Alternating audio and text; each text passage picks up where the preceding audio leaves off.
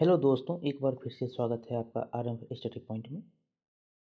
आज हम नया सीरीज जो कि पॉलिटी का चल रहा है, ये क्लास 7 का हम शुरू करेंगे, जो कि आपको एक नई जो कहानी के साथ आपको एक नया जो समझ है, जो आधार है, वो देता है।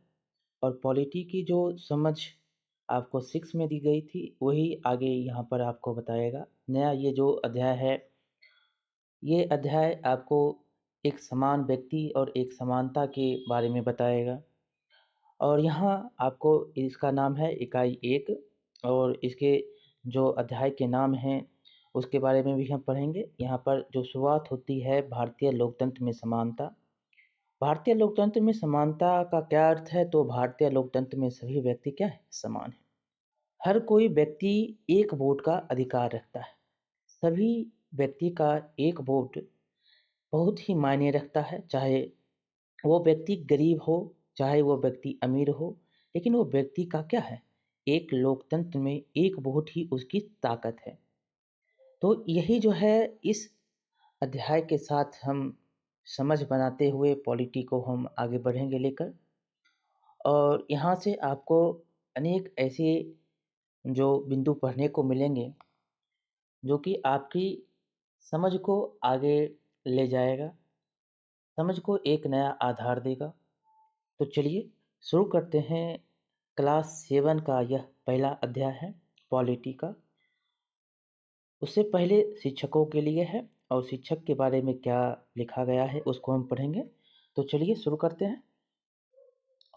किताब का यह खंड भारत के विशेष संदर्भ के साथ लोकतंत्र में समानता की अहम भूमिका से विद्यार्थियों का परिचय कराता है। भारत का संविधान समस्त नागरिकों को समानता के लिए आश्वस्त करता है। इसके बावजूद लोगों का रोजमर्रा का जीवन समानता से कोसों दूर है। नागरिक शास्त्र की पहले ही पाठ्य पुस्तकें समानता की चर्चाओं में संविधान के प्रावधानों को दोहरा भर देती थी, पर लोगों के जीवन की वास्तविक स्थितियां जो स्थिति पर पर्याप्त ध्यान नहीं देती थी। यह इकाई एक अलग ढंग से समानता की चर्चा को प्रस्तुत करती है। विभिन्न समुदायों द्वारा आज भी कई प्रकार के असमानता का जो व्यवहार किया जा रहा है और भोगा जाता है, उनके माध्यम से समानता की जरूरतों को इसमें उभारा जाएगा। पहला अध्याय विद्यार्थियों को कांता, ओम प्रकाश, वाल्मीकि और अंसारी दंपति से मिलवाता है, जिन्होंने अलग अलग तरह के असमानता का अनुभव किया। इनके अनुभवों के जरिए हम मानवीय गरिमा की अवधारणा का परिचय दे रहे हैं। असमानताओं को दूर करने के लिए जरूरी कानून और नीतियां बनाने में सरकार की भूमिका की चर्चा हम यह दिखाने के लिए कर रहे हैं कि मौजूदा असमानताओं को मिटाने की प्रतिबद्धता सरकार के काम का एक बड़ा हिस्सा है। इस अध्याय में हम संक्षिप्त रूप से संयुक्त राज्य अमेरिका में असमानता के मुद्दे को भी देखते हैं और यह स्पष्ट कर रहे हैं कि असमानता एक विश्वव्यापी मुद्दा है और कई लोकतांत्रिक देशों में देखने को मिलता है। आगे इस इकाई का दूसरा जो अध्याय होगा, इस पुस्तक का 9वां पाठ है। पुस्तक में समानता को लेकर जगह-जगह उठाए गए प्रमुख विचारों को इस अंतिम अध्याय में एक साथ बांधा गया है। इस अध्याय का एक बड़ा अंश समानता की लड़ाई में विभिन्न लोगों के योगदान की चर्चा करता है। इसमें उदाहरण स्वरूप एक सामाजिक आंदोलन पर विशेष ध्यान दिया गया है और साथ ही उन रचनात्मक तरीकों को भी उभारा गया है, जैसे कि लेखन, गीत, कविताएं, जिनके माध्यम से लोग समानता की मांग व्यक्त करते हैं। इन समान इन दोनों ही अध्यायों का उद्देश्य विद्यार्थियों को यह समझने में मदद करता है कि समानता और लोकतंत्र की अवधारणाएं गतिमान है, स्थिर नहीं। इनकी गतिमयता इस बात से ही दिखाई देती है कि सरकार को समानता के लिए नए-नए कानून और कार्यक्रम बनाने पड़ते हैं और विभिन्न आर्थिक व सामाजिक मुद्दों पर लोगों के आंदोलन चलते रहते हैं। कांता, ओम प्रकाश अंसारी दंपति और तवा मत्स्य संघ, इन सभी के अनुभवों जैसे विभिन्न विभिन्न स्थानीय अनुभव हर जगह मौजूद होंगे। इस इकाई में निहित अवधारणाओं को विद्यार्थियों के लिए अधिक प्रासंगिक, व्यवहारिक और उपयुक्त बनाने के लिए स्थानीय स्थितियों का हवाला दिया जाना चाहिए। कक्षा में समानता के मुद्दे पर चर्चा होना जो है शिक्षक से ऐसी संवेदना और दृढ़ प्रतिबद्धता की मांग करता है जिससे प्रत्येक विद्यार्थी की गरिमा अक्षुण्ण बनी रह सके। देखिए अध्याय का नाम है समानता। पहला अध्याय है और इसका नाम है समानता। यहाँ पर कुछ व्यक्ति के बारे में, कुछ जो है समाज के बारे में, कुछ जो सोच है क्या है उसके बारे में बतलाया गया है। देखिए समानता कक्षा 6 में आपने पढ़ा है कि भारत क्या है, एक लोकतंत्रीय देश है। कक्षा 6 की पुस्तक में हमने लोकतंत्रीय सरकार के मुख्य तत्वों के बारे में पढ़ा, जैसे कि लोगों की भागीदारी, संघर्षों की का शांतिपूर्वक समाधान, समानता और न्याय। समानता लोकतंत्र की मुख्य विशेषता समानता क्या है? लोकतंत्र की मुख्य विशेषता है और इसकी कार्यप्रणाली के सभी पहलुओं को प्रभावित करती है। इस अध्याय में आप समानता के बारे में और अधिक जानेंगे। यह क्या है? लोकतंत्र के लिए यह आवश्यक क्यों है? और भारत में सब समान हैं या नहीं? हम कांता की कहानी पर चर्चा आरंभ करते हैं। देखिए ऊपर में आपको छोटे लाल ये हैं किसान हैं, मंजीत कौर ये शिक्षिका हैं, तेजा सिंह ये व्यापारी हैं, गिरीश राव छात्र है, कांता देवी घरेलू काम काजी है और ये जो हैं कौन कामगार हैं और ये हैं सुजाता जो घरेलू कामगार है, दोनों के घरेलू कामगार है। अब देखिए कहानी शुरू होती है। चुनाव के दिन कांता और उसकी दोस्त सुजाता वोट डालने की बारी का इंतजार कर रही है। ये देखिए सब लाइन में खड़े हुए हैं। एक लाइन है, सरकार को वोट देने के लिए जाना है और इसमें आपको शिक्षिका भी हैं, व्यापारी भी हैं, किसान है, छात्र है, ये सभी एक ही लाइन में खड़े हैं। अब कहानी शुरू होती है कि कितनी अच्छी बात है ना सुजाता, कि हम सब अपने देश के समान नागरिक के रूप में वोट डाल सकते हैं। जैन साहब भी हमारे साथ इसी लाइन में खड़े हैं। सुजाता बोलती है, हाँ बिल्कुल। चल कांता, अब तेरी बारी आई। मैं तो उसे वोट दूंगी जिसने हमारे मोहल्ले में पानी की पाइपलाइन लाने का वादा किया है। जो पानी का पाइपलाइन है वो लाने का वादा किया है, उसको वोट देने के लिए कांता कहती है, मतलब सोचती है। अब ये देखिए कुछ लाइन यहाँ पर भी है। अब्दुल रहमान ये कारीगर हैं, शबनम मानो गृहिणी हैं, ग्रेसी लेंगेन जो हैं ये परामर्शदाता हैं, आइजैक लेगर जो हैं ये सरकारी अधिकारी हैं और रुखसाना मिर्जा ये मीडिया कर्मी हैं, योगराज ये बेरोजगार आदमी है, अशोक जैन ये उद्योगपति हैं और यहाँ पर सभी लाइन में खड़े हैं। देखिए कुछ देर बाद में आना कांता। जी नमस्ते साहब, एक गाड़ी से यहाँ पर चर्चा हो रही है। ये बोल रही है जो बाद में आने के लिए बोल रहा है बाद में, और ये क्या बोल रही है? जी नमस्ते साहब। गुड़िया बुखार में पड़ी है और उसे अस्पताल लेकर जाना है, पर पहले साहब के घर का काम कराऊं और उनसे कुछ पैसे उधार ले आऊं।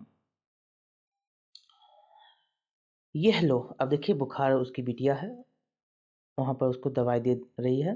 कुछ अच्छा लगेगा, ये लो पी लो, पी ले कुछ अच्छा लगेगा और मैं जब शाम तक लौटूंगी तो अपन अस्पताल चलेंगे, ठीक है? और यहाँ पर है कि गुड़िया बार बार बीमार नहीं पड़ेगी तो और क्या होगा। इस बस्ती में तो सभी कभी साफ सफाई होती ही नहीं है। देख सकती हैं कूड़ा कचरा पूरा भरा हुआ है, इसीलिए कर रही है, बीमार नहीं पड़ेगी तो क्या होगा। यहाँ पर देखिए काम कर रही है, कोनों को अच्छी तरह से साफ करना मालकिन बोल रही है। आगे यहाँ पर है कि कांता ये ले तेरे पैसे, पर पहले से पैसे मांगने की आदत मत बना, समझी? ये पैसे दे रही और पैसे जो है पहले मांगने की आदत कहती है नहीं बनाने के लिए। और कांता बोलती है, जी मैडम, नहीं बनाऊंगी। उस शाम को क्या होता है, तो बस जरा सी देर और बेटी, उसको माँ बोल रही है, जरा और ठहरो, हम जो है हॉस्पिटल पहुंचेंगे।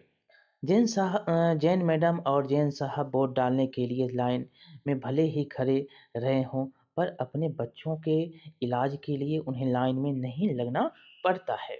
ये कांता सोच रही है कि उनको तो लाइन में नहीं लगना पड़ता है, भले वो वोट देने के लिए लाइन में क्यों ना खड़े रहे। देखिए मताधिकार का ये समानता कैसी है। तो कहानी का प्रारंभ कांता के वोट देने की लाइन में खड़े होने से होता है। पुनः उस पुनः उन विभिन्न लोगों की ओर देखो जो उनके साथ लाइन में खड़े हैं। आपने देखा, व्यापारी हैं, टीचर है, विद्यार्थी है। कांता अपने मालिक अशोक जैन को पहचान लेती है और अपने पड़ोसी छोटे लाल को भी। भारत जैसे एक लोकतंत्रीय देश में सब वयस्कों को मत देने का अधिकार है, चाहे उनका धर्म कोई भी हो, शिक्षा का स्तर, जाति कुछ भी हो, ये गरीब हो या अमीर हो, जैसे ये सभी वोट देते हैं जो वयस्क हैं।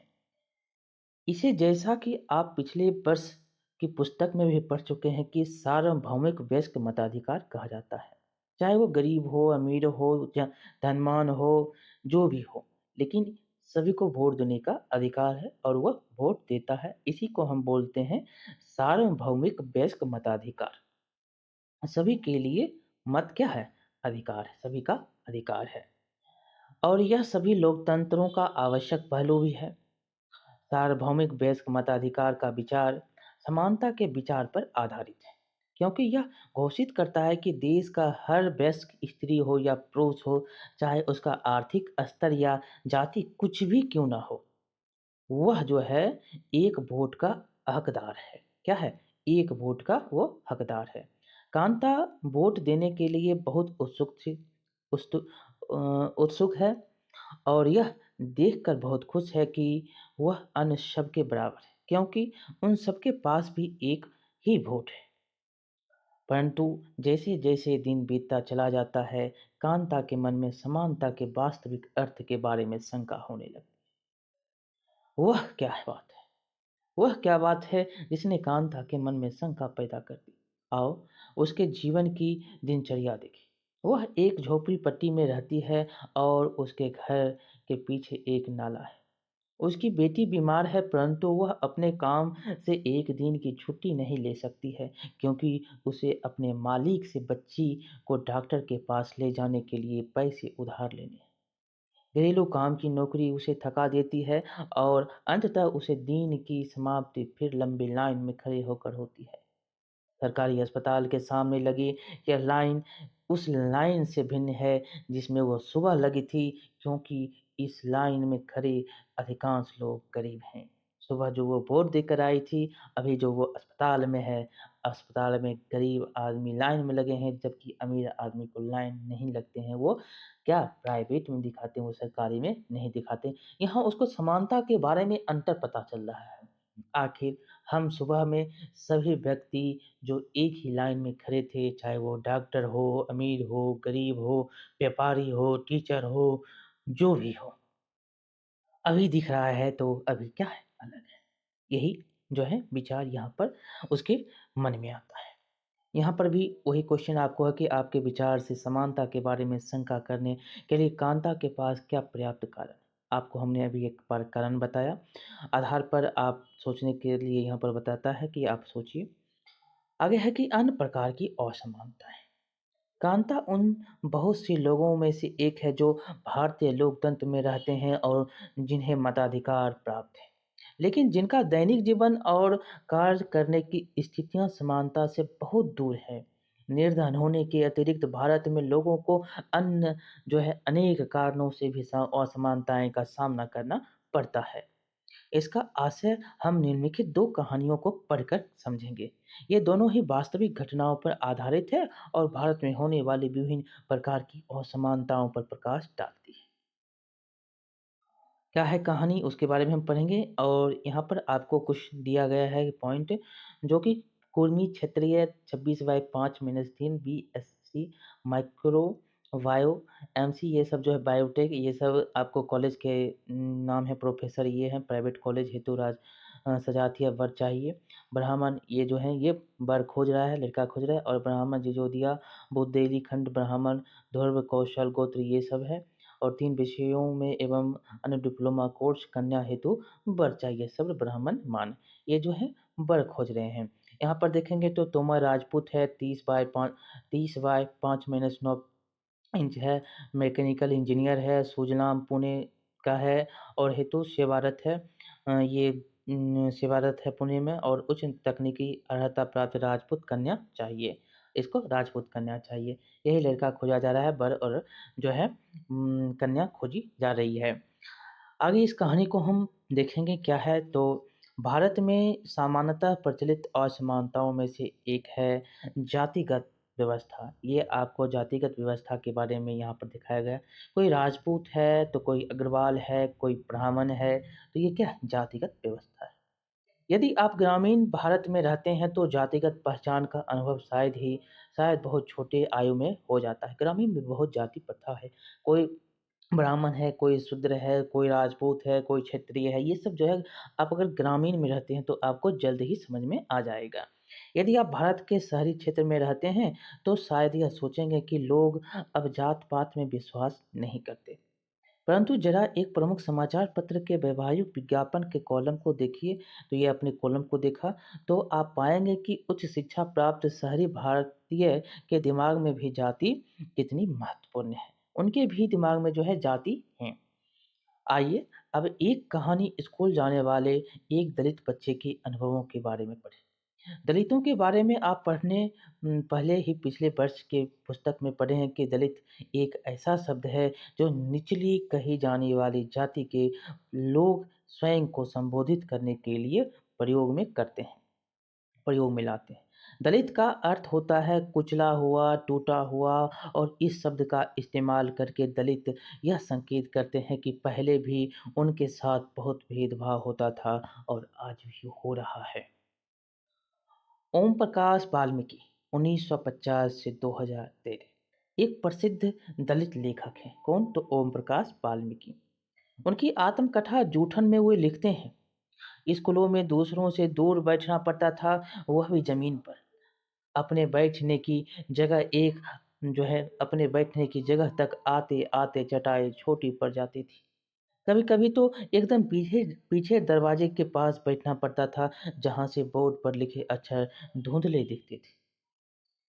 कभी कभी बिना कारण पिटाई भी कर देते थे। जब वे कक्षा 4 में थे प्रधानाध्यापक ने ओम प्रकाश से स्कूल और खेल के मैदान में झाड़ू लगाने के लिए कहा। वे लिखते हैं लंबा चौड़ा मैदान मेरे वजूद से कई गुना बड़ा था जिसे साफ करने से मेरी कमर दर्द करने लगी थी।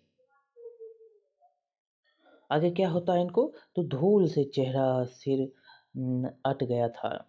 धूल से चेहरा जो है पूरा उनका जो है सिर ढक गया था जो आप उनका चेहरा अच्छे से पहचान में आया था। मुंह के भीतर धूल घुस गई थी। मेरी कक्षा में बाकी बच्चे पढ़ रहे थे और मैं झाड़ू लगा रहा था। हेडमास्टर अपने कमरे में बैठे थे लेकिन निगाह मुझ पर टिकी थी। पानी पीने तक की इजाज़त नहीं थी। पूरा दिन मैं झाड़ू लगाता रहा। स्कूल के कमरों की खिड़की, दरवाज़ों से मास्टरों और लड़कों की आँखें छिपकर तमाशा देख रही थी। ओम प्रकाश से अगले 2 दिनों तक स्कूल और खेल के मैदान में झाड़ू लगवाई जाती और यह क्रम तभी रुका जब उधर से गुजरते हुए उसके पिता ने अपने बेटे को झाड़ू लगाते देखा। उन्होंने शिक्षकों का साहसपूर्वक सामना किया और ओम प्रकाश का हाथ पकड़कर स्कूल से बाहर जाते हुए ऊंचे स्वर में सबको सुनाते हुए कहा, मास्टर हो इसीलिए जा रहा हूँ, पर इतना याद रखिए मास्टर यूं यही पढ़ेगा इसी मदरसे में और यो ही नहीं इसके बाद और भी आवेंगे पढ़ने को। ये उनके पिताजी बोलते हैं। क्यों? क्योंकि देख रहे हैं कि हमारे बच्चे के ऊपर ऐसा प्रभाव किया जा रहा है। ऊँची जाति के लोग पढ़ रहे हैं, ये गरीब हैं, ये निचले दलित व्यक्ति के पुत्र हैं, तो ये नहीं पढ़ेंगे। ये कहानी जो है जूठन ओम प्रकाश वाल्मीकि के द्वारा ये लिखा गया है, किताब है इनका। और यह जो है एक दलित बालक के रूप में बड़े होने के अनुभवों को इस किताब में वो प्रस्तुत करते हैं। अब आगे है दूसरी कहानी। दूसरी कहानी एक ऐसी घटना पर आधारित है जो भारत एक बड़े शहर में घटी और देश के अधिकांश भागों में ऐसा होना एक सामान्य बात है। यह कहानी श्री और श्रीमती अंसारी की है, जो शहर में किराए पर एक मकान लेना चाहते थे। वे पैसे वाले थे, इसलिए किराए की कोई समस्या नहीं थी। वे मकान ढूंढने में मदद लेने एक प्रॉपर्टी डीलर के पास गए। डीलर ने उन्हें बताया कि वह कई खाली मकानों के बारे में जानता है जो किराए पर मिल सकते हैं। वे मकान वे पहला मकान देखने गए। अंसारी दंपति को मकान बहुत अच्छा लगा और उन्होंने मकान लेने का निर्णय कर लिया। फिर जब मकान मालिकिन ने उनके नाम सुने तो वे बहाने बनाने लगी और वो जो है मांसाहारी लोगों को मकान देने से नहीं दे सकती थी, क्योंकि उस बिल्डिंग में कोई भी मांसाहारी व्यक्ति निवास नहीं करता। प्रॉपर्टी डीलर और अंसारी दंपति दोनों ही यह सुनकर आश्चर्यचकित रह गए, क्योंकि पड़ोस से मछली पकाने की गंध आ रही थी। उनके सामने उन दूसरे और तीसरे मकानों में भी जो उन्हें पसंद आए थे, यही बहाना दोहराया गया। अंत में प्रॉपर्टी डीलर ने सुझाव दिया कि क्या वे अपना नाम बदलकर श्री और श्रीमती कुमार रखना चाहेंगे। अंसारी दंपति ऐसा करने के इच्छुक नहीं थे, इसीलिए उन्होंने कुछ और मकान देखने का निश्चय किया। अंत में लगभग 1 महीने ढूँढने के बाद उन्हें एक मकान मालकिन मिली जो उन्हें किराए पर मकान देने को तैयार थी। एक मुस्लिम होने के और यहाँ पर जो है मांस मछली खाने की प्रवृत्ति के कारण कहा कि हम मकान नहीं देंगे, लेकिन आप देखें कि बगल के मकानों से मछली की गंध आ रही है, मछली पक रहे थे। तो ये जो है एक सोच जो है किस प्रकार से उसके विचार जो हैं किस प्रकार से एक व्यक्ति को दूसरे व्यक्ति से अलग करता है। ये कहानी के क्या जो हैं सोर्स हैं से आपने पढ़ा, जो कहानी लिखी गई है जिनके माध्यम से ये कहानी में आपने यहाँ पर आपसे पूछा जा रहा है कि आपके विचार में से ओम प्रकाश वाल्मीकि के साथ उसके शिक्षक और सहपाठियों ने असमानता का व्यवहार क्यों किया था? दलित होने के कारण ऐसा किया। अपने आपको ओम प्रकाश वाल्मीकि जी की जगह रखते हुए 4 पंक्तियाँ लिखिए और उन स्थितियों के जो है आप कैसे अनुभव करते हैं उसके बारे में। और वही जो है विचार यहाँ पर भी है कि आपके विचार में अंसारी दंपति के साथ असमानता का व्यवहार क्यों किया जा रहा था? क्यों? क्योंकि वो मांस मछली खाने वाले हैं, क्योंकि वो मुस्लिम हैं। यदि आप अंसारी दंपति की जगह होते तो आपको रहने के लिए इस कारण जगह न मिलती। क्योंकि कुछ पड़ोसी आपके धर्म के कारण आपके पास नहीं रहना चाहते, तो आप क्या करते? ये कहानी के माध्यम से आपको जो समाज में असमानता है, उस बारे में आपको बताया गया। अब है मानवीय गरिमा का मूल्य। अब आप जो है अब तक आप समझ गए होंगे कि प्रायः कुछ लोगों के साथ असमानता का व्यवहार बस इस कारण होता है कि उनका जन्म किस जाति, लिंग या धर्म में हुआ और वे उच्च वर्ग के हैं या मध्यम वर्ग या निम्न वर्ग के। ओम प्रकाश वाल्मीकि और अंसारी के साथ असमानता का व्यवहार जातिगत और धर्मगत कारणों से हुआ। आगे है, जब लोगों के साथ असमानता का व्यवहार होता है तो उनके सम्मान को ठेस पहुंचती है। ओम प्रकाश वाल्मीकि तथा अंसारी दंपति के साथ किए गए व्यवहार के कारण उनकी गरिमा को ठेस पहुंची। ओम प्रकाश वाल्मीकि को उनकी जाति के कारण स्कूल में झाड़ू लगवा कर शिक्षकों और छात्रों ने उनके सम्मान को बुरी तरह से आहत किया और यह महसूस कराया कि वह विद्यालय के अन्य छात्रों के समान नहीं हैं, उनसे कमतर हैं। बच्चों बच्चा होने के कारण ओम प्रकाश वाल्मीकि स्वयं इस बारे में अधिक कुछ नहीं कह सके। किंतु जब उनके पिता ने अपने बेटे को झाड़ू लगाते देखा तो उन्हें इस असमान व्यवहार पर क्रोध आया और उन्होंने शिक्षकों के समक्ष विरोध प्रकट किया। जब जब लोगों ने अंसारी दंपति को अपना मकान किराए पर देने से इनकार कर दिया, तब उनके सम्मान को चोट पहुंची।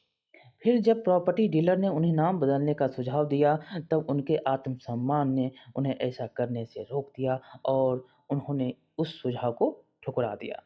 यहाँ पर कुछ चित्र आपको दिखाए गए हैं। जो जूता सीता हुआ व्यक्ति है, कुली का ये चित्र है। जब आप नहीं, मुकद्दर का सिकंदर का ये चित्र सिनेमा का आपको दिखाया गया है, जो कि बच्चे सॉरी, ये जो है चित्र दीवार फ़िल्म का है। दीवार फ़िल्म का ये चित्र है, ये दिखाया गया है। 1975 में बनी दीवार फ़िल्म में जूते पॉलिश करने वाला एक लड़का फेंक कर दिए गए पैसे को उठाने से इनकार कर देता है। यह मानता है कि उनके जो है उसके काम की भी गरिमा है और उसे उसका भुगतान आदर से किया जाना चाहिए। इस प्रकार देख सकते हैं, इस फ़िल्म में, दीवार फ़िल्म में दिखाया गया है। आगे है कि यहाँ पर आप देखेंगे कि ओम प्रकाश और अंसारी दंपति के साथ ऐसा व्यवहार नहीं होना चाहिए। वे उसी सम्मान और उसी गरिमा के हकदार थे जो अन्य किसी व्यक्ति को मिलती है। ये दीवार फ़िल्म में भी वही दिखाया गया है कि एक व्यक्ति जो जूता पॉलिश कर रहा है, बच्चा है, जो एक व्यक्ति है जूता पॉलिश करवाता है और रुपया फेंक कर देता है, तो वो नहीं लेता है। ये अपनी गरिमा को बतलाता है। आगे है भारतीय लोकतंत्र में समानता। भारतीय संविधान सब व्यक्तियों को एक समान मानता है। इसका अर्थ है कि देश के व्यक्ति, चाहे वे पुरुष हो या स्त्री, किसी भी जाति, धर्म, शैक्षिक और आर्थिक पृष्ठभूमि से संबंध रखते हो, वे सब समान माने जाएंगे। लेकिन इसके बाद भी हम यह नहीं कह सकते हैं कि असमानता खत्म हो गई है। यह खत्म नहीं हुई है, लेकिन फिर भी कम से कम भारतीय संविधान में सब व्यक्तियों की समानता के सिद्धांत को मान्य किया गया है। जहाँ पहले भेदभाव और दुर्व्यवहार से लोगों की रक्षा करने के लिए कोई कानून नहीं था, अब अनेक कानून के समान सम्मान और उनके साथ समानता के व्यवहार को सुनिश्चित करने के लिए मौजूद हैं। यहाँ पर देखिए, लोकतंत्र में आपको यहाँ पर संसद के चित्र दिखाए गए हैं। संसद हमारे लोकतंत्र का क्या है? आधार स्तंभ है और हम अपने निर्वाचित प्रतिनिधियों के माध्यम से उसमें प्रतिनिधित्व पाते हैं। आगे है कि समानता को स्थापित करने के लिए संविधान में जो प्रावधान है, उनमें उनमें से कुछ निम्नलिखित हैं, जैसे कि प्रथम, कानून की दृष्टि में हर व्यक्ति समान है। इसका तात्पर्य यह है कि हर व्यक्ति को देश के राष्ट्रपति से लेकर कांता जैसी घरेलू काम की नौकरी करने वाली महिला तक सभी को एक ही जैसे कानून का पालन करना है। दूसरा, किसी भी व्यक्ति के साथ उसके धर्म, जाति, वंश, जन्म स्थान और उसके स्त्री या पुरुष होने के आधार पर भेदभाव नहीं किया जा सकता। तीसरा, हर व्यक्ति सार्वजनिक स्थानों पर जा सकता है, जिनमें खेल के मैदान, होटल, दुकानें और बाजार आदि सम्मिलित हैं। सब लोग सार्वजनिक कुओं, सड़कों और नहाने के घाटों का उपयोग कर सकते हैं।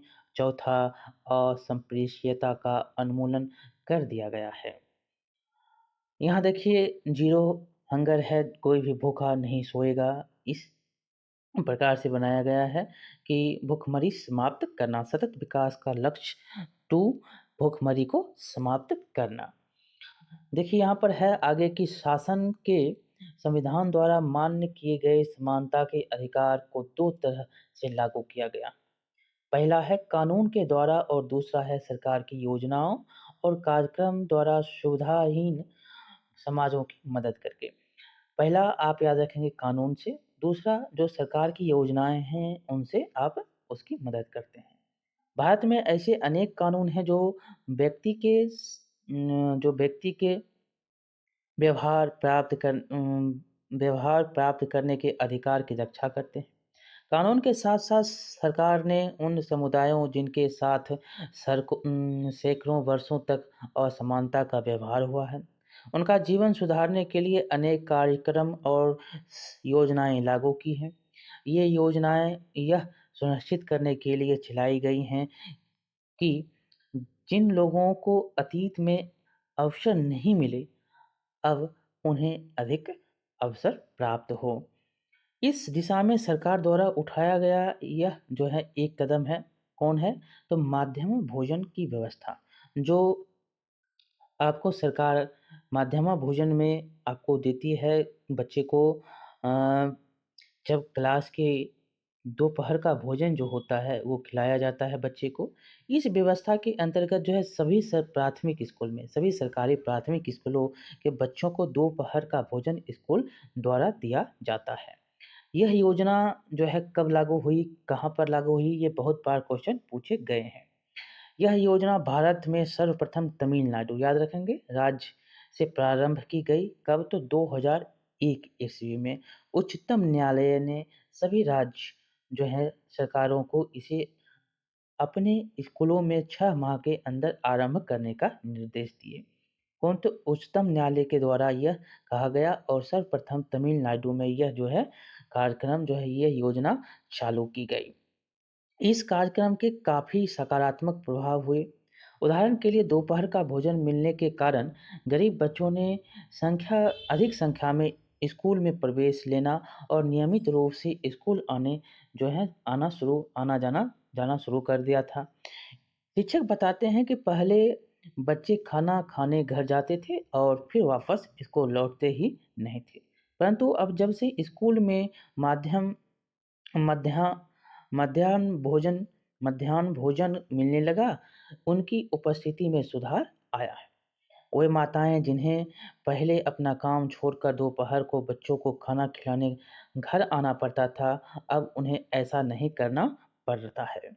इस कार्यक्रम से जातिगत पूर्वाग्रहों को कम करने में भी सहायता मिली है, क्योंकि स्कूल में सभी जातियों के बच्चे साथ-साथ बैठकर क्या करते हैं? भोजन करते हैं। और कुछ स्थानों पर तो भोजन पकाने के लिए दलित महिलाओं को काम पर रखा गया है।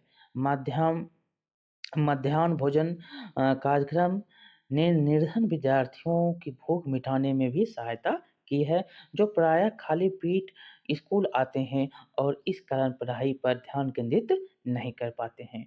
ये क्वेश्चन देख सकते हैं, मध्याह्न भोजन जो है उत्तराखंड में एक शाला में जो है शासकीय शाला में बच्चों को मध्याह्न भोजन दिया जा रहा है। यहाँ पर है वही क्वेश्चन है कि मध्याह्न भोजन कार्यक्रम क्या है और आप इस कार्यक्रम के 3 लाभ बताइए। या अभी आपने पढ़ा 3 लाभ जो है, स्कूल आना बच्चे प्रारंभ कर दिए। बच्चे की पढ़ने की ध्यान जो है उस पे केंद्रित होने लगी भूख के कारण। बच्चे की माता-पिता जो हैं अब स्कूल जो है कोई काम कर रहे हैं तो बच्चे को दोपहर का भोजन खिलाने के लिए नहीं आ रहे हैं।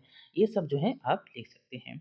अपने क्षेत्र में लागू की गई किसी सरकारी योजनाओं के बारे में आप बताने के लिए कहता है, जो कि सरकार इस क्षेत्र में क्या योजनाएँ लाई हैं। मनरेगा जैसे है, किसानों को अ, जनधन योजनाओं के द्वारा गरीबों को जोड़ा जा रहा है बैंकों में। और किसानों को जो है प्रधानमंत्री निधि सम्मान योजना के द्वारा रुपया दिया जा रहा है। अनेक योजनाएँ हैं जो बच्चों को आप अवगत करवाएँगे उन सभी से, जो कि सभी को क्या उससे सुविधाएँ मिल रही है। अब आगे है कि यद्यपि यद्यपि शासकीय कार्यक्रम अवसरों की समानता बढ़ाने में महत्वपूर्ण भूमिका निभा रहे हैं, किंतु अभी भी बहुत कुछ करने की आवश्यकता है। मध्याह्न भोजन कार्यक्रम ने निर्धन बच्चों का स्कूलों में प्रवेश और उनकी को उपस्थिति तो बढ़ा दी है, लेकिन फिर भी इस देश में वे स्कूल जहां अमीरों के बच्चे आते हैं, उन स्कूलों से बहुत अलग है जहां गरीब के बच्चे पढ़ते हैं। आज भी देश में कई स्कूल हैं जिनमें ओम प्रकाश वाल्मीकि जैसे दलित बच्चों के साथ भेदभाव और असमानता व्यवहार किया जाता है। इन बच्चों को ऐसी असमान स्थितियों में ढकेला जाता है जहां उनके सम्मान की रक्षा नहीं हो पाती। ऐसा इसीलिए है क्योंकि कानून बन जाने के बाद भी लोग उन्हें जो है समान समझने से इनकार करते हैं। अगर है इसका मुख्य कारण यह है कि दृष्टिकोण में बहुत धीरे-धीरे परिवर्तन आता है। यद्यपि लोग यह जानते हैं कि भेदभाव का व्यवहार कानून के विरुद्ध है, फिर भी वे जाति, धर्म, अपंगता, आर्थिक स्थिति और महिला होने के आधार पर लोगों से असमानता का व्यवहार करते हैं। वर्तमान दृष्टिकोण को बदलना तभी संभव है जब लोग यह विश्वास करने लगे कि कोई भी कमतर नहीं है और हर व्यक्ति सम्मानजनक व्यवहार का अधिकारी है। प्रजातंत्रीय समाज में समानता स्थापित करना एक एतत संघर्ष है एक सतत संघर्ष है जिसमें व्यक्तियों और विभिन्न समाजों को सहयोग देना है। इस पुस्तक में आप इसके बारे में और अधिक पढ़ेंगे। देखिए यहाँ पर आपको जो है भीमराव अंबेडकर के बारे में बताया गया है कि अपने आत्मसम्मान को दांव पर लगाकर जीवित रहना क्या है अशोभनीय है। आत्मसम्मान जीवन का सबसे जरूरी हिस्सा है। इसके बिना व्यक्ति नग्न है। आत्मसम्मान के साथ जीवन बिताने के लिए व्यक्ति को कठिनाइयों पर विजय प्राप्त करनी होती है। केवल कठिन और निरंतर संघर्ष से ही व्यक्ति बल, विश्वास और मान्यता प्राप्त कर सकता है। आप जितना कठिन संघर्ष करेंगे, उतना ही आगे बढ़ेंगे। मनुष्य नाशवान है। हर व्यक्ति को किसी न किसी दिन मरना है, परंतु व्यक्ति को यह संकल्प लेना चाहिए कि वह अपने जीवन का बलिदान आत्मसम्मान के उच्च आदर्शों को विकसित करने और अपने मानव जीवन को बेहतर बनाने में करेगा। किसी साहसी व्यक्ति के लिए आत्मसम्मान रहित जीवन जीने से अधिक अशोभनीय और कुछ नहीं है। ये भीमराव अम्बेडकर के द्वारा कहा गया कथन है।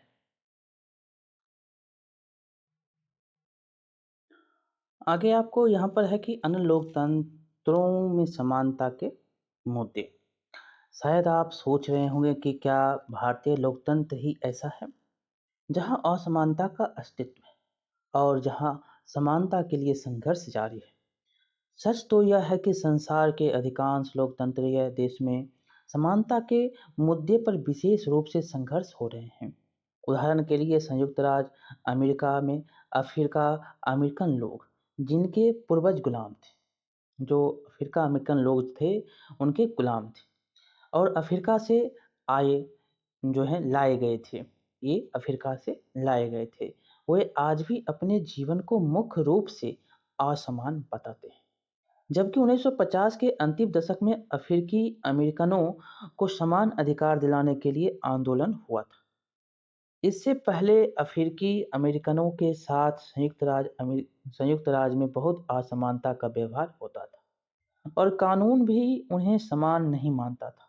उदाहरण के लिए बस से यात्रा करते समय उन्हें बस में पीछे बैठना पड़ता था या जब भी कोई गोरा आदमी बैठना चाहे उन्हें अपनी सीट से उठ जाना पड़ता था। ये क्या था? असमानता थी। यहाँ पर एक जो है चित्र के माध्यम से आपको दिखाया भी गया है कि जो रोजा पार्क्स एक अफ्रीकी अमेरिकन औरत हैं जिनकी एक विद्रोही प्रतिक्रिया ने अमेरिकी इतिहास की दिशा बदल दी।